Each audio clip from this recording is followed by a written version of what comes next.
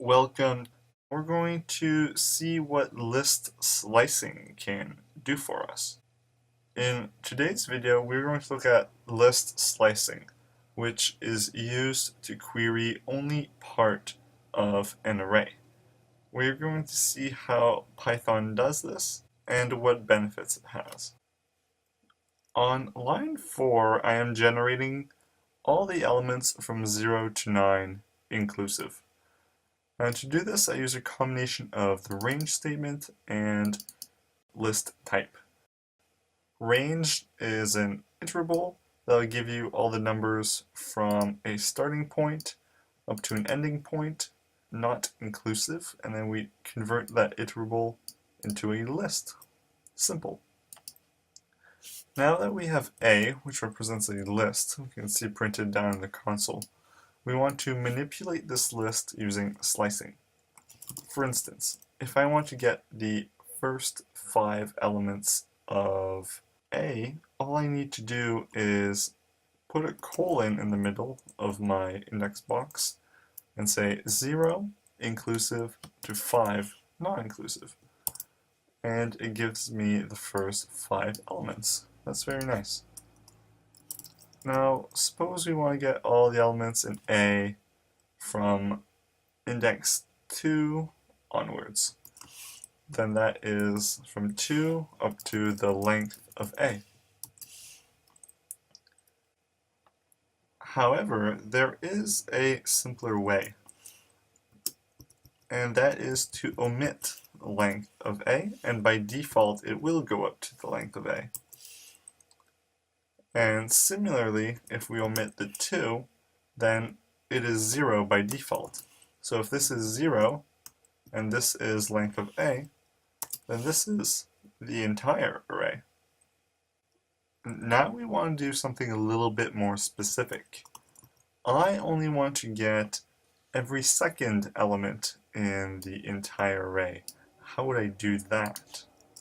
Well, we know that we can get the entire array using a single colon, but if I want every second element, I can put a 2 there.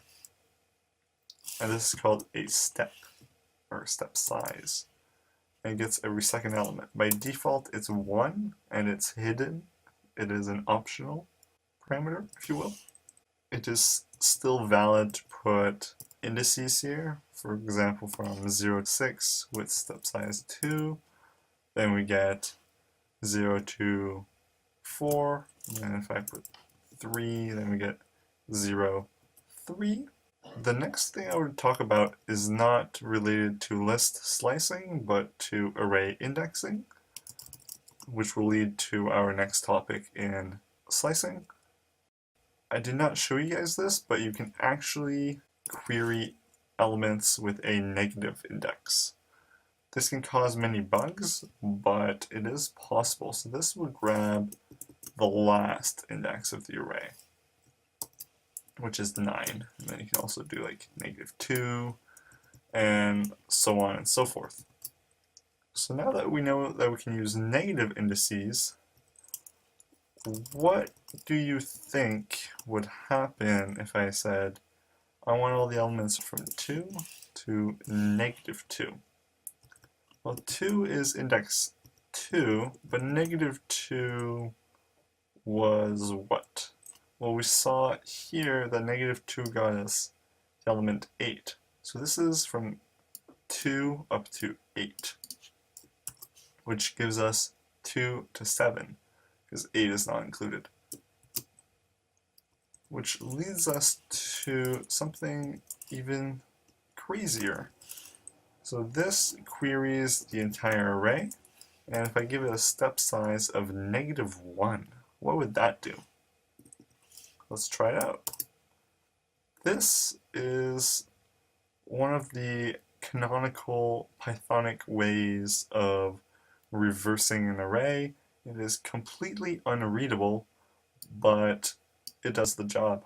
And you can even specify a negative step size of 2, and this will reverse and only get every second element.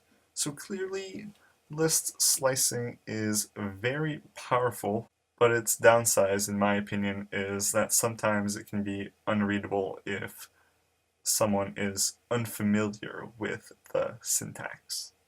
In this section, we looked at how to create lists, how to use various built-in methods with lists, what the Python built-in functions for lists were, how to create higher dimensional arrays, such as 2D arrays, and how to query and manipulate them, and what list slicing is. So in the next section, we will be looking at conditionals, or branching, which is how to make decisions in your program.